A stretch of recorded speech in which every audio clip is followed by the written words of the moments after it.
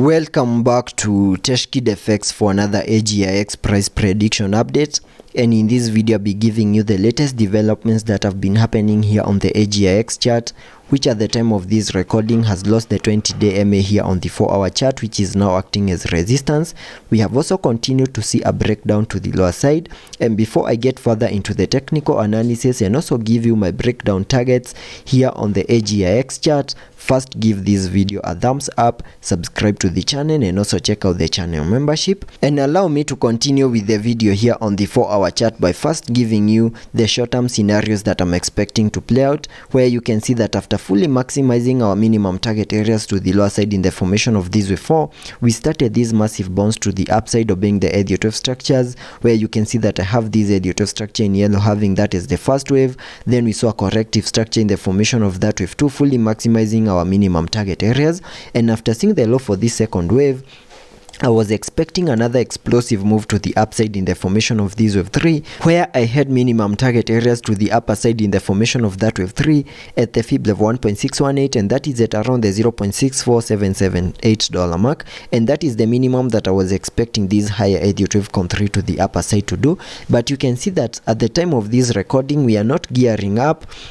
and we are not showing any impulsive nature in the formation of that larger Elliot wave count 3 to the upper side. And in my previous videos I had given you this blue target area over here as an area that we need to continue holding within for us to still say that whatever we are seeing is the formation of that larger Elliot wave count 3, and a break out of this blue target area could bring about the invalidation of this Elliot wave structure that I have right here. And I was able to come up with this target area by connecting the Fibonacci's from the low of the first wave, that is the second wave, to the high that we had made at around the $0.56 mark, and that gave me a target area that we needed to continue holding within between the fib level 0.5 and the fib level 0.78, which is a target area that lies between the $0.467 mark and the $0.41302 mark, which at the time of this recording we are losing that target area, suggesting that whatever we are seeing over here is not obeying the Elliot wave structures,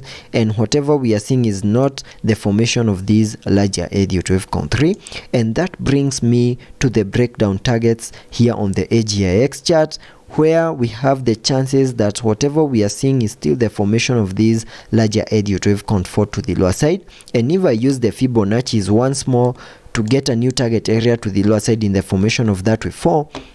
by connecting the Fibonacci's from the low of the second wave down there to the high of that wave 3, by so doing I'm able to get a new target area to the lower side in the formation of this wave 4 between the fib level 0.5 and the fib level 0.618, and that lies between the $0.357 mark and the $0.28167 mark, and it is within this red target area that we can expect Agix to give us one more leg down in the formation of this wave 4, so that we can start our explosive move to the upper side in the formation of this wave 5. So now that we have lost this blue target area,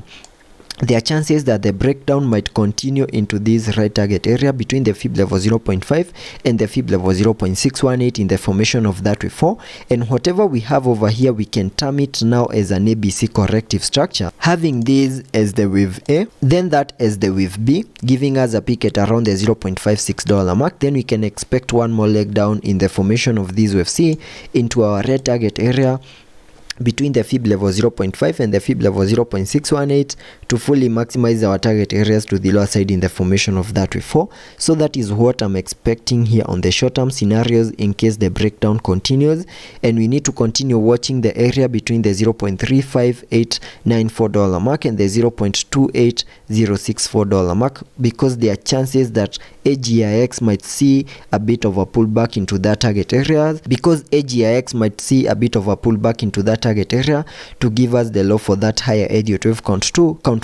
before we can continue gearing up in the formation of this wave 5. And also taking a look at the indicators on the RSI, we are trading at around the 32 mark, fully supporting lower prices in case the breakdown continues. And also taking a look at the MACD, we have been able to print a bearish cross, fully supporting lower prices in case the breakdown continues. So that is what I'm expecting here on the short-term scenarios, and let's be patient and see how that plays out, and I'll be keeping you updated.